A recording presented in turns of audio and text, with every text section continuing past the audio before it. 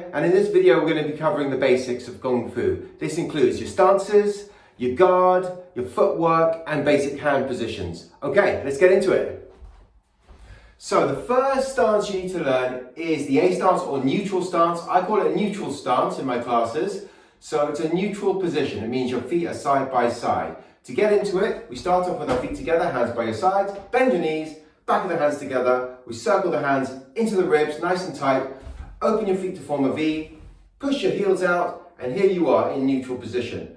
Here your knees are slightly bent and your back is nice and straight. From here, when we want to close it, we just bring our feet together and bring the hands down. That's the neutral stance. The second stance you need to know is Biwa stance, which is an arrow step stance or arrow stance.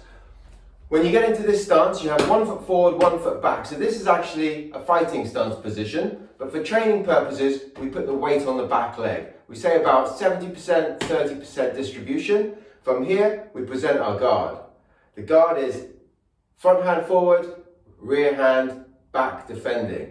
You know which is the front hand because it matches the front leg. My left leg is forward, my left hand is forward. My right leg is back, so my right hand is back in guard position.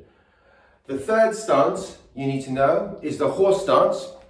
Horse stance is a wider training stance position. From here, the way I do it is I just open my feet slightly wider than my shoulders. Make sure your feet are largely pointing forward. If you want to turn them out slightly, you can to make it slightly easier. From here, again, present your guard and then drop down. So you bend from the knees and making sure your back is straight. Do not stick your bottom out. Keep it nice and straight like so. And from here you can do various drills like striking, etc. To come back, we just stand up, back to where you started. Or you can just jump straight back into starting position. All right, those are your stances. Next, we're going to talk about your guard position. So you can have an empty hand guard position like this, the one I demonstrated earlier, or you can have a closed hand guard position. They're basically in the same position. If you've got an open hand position, the front hand is called the asking hand, the rear hand is called the defending hand. And as I said before, the hands need to match the legs. So whichever leg you have forward, if I've got my left forward, that means my left hand is forward, and vice versa if I turn the other way. So you can have, for a basic guard position, open hand guard or closed hand guard. When you're presenting your guard, make sure the hands are on the center line like so or like so. Okay? The rear hand, you present the blade. The front hand is pointing forward with the fingers. There must be a bend in the arm. Don't outstretch the arm. Keep a nice bend. The rear hand, there should be a nice gap between you and your body, your hand and your body. All right, guys? Those are your basic guard positions. All right, moving on to your basic hand striking positions. Number one is the vertical fist. So like so, the knuckles run vertically up and down. They don't turn flat or horizontal like this. The reason for that is that when we throw the punch, our weight is behind the elbow. Here, here.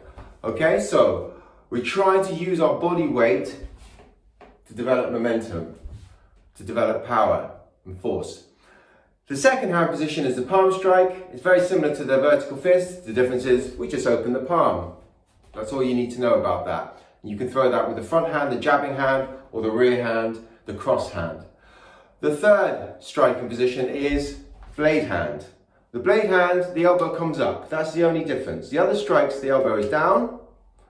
The third one, the blade hand, the elbow comes up. And usually we're striking into the neck region, trying to get into the soft, vulnerable parts. All right, so that's all you need to know on those three hand positions. If you want to drill them, you can drill them with chain punching. So we're just cycling the hands. Or you can chain palm. Again, cycling the palms.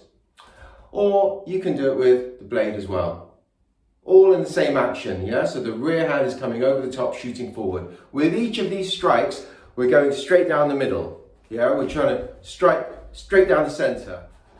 Okay, so we come to the final element that we're going to cover today, and that's the footwork. We're going to start off in the arrow stance position.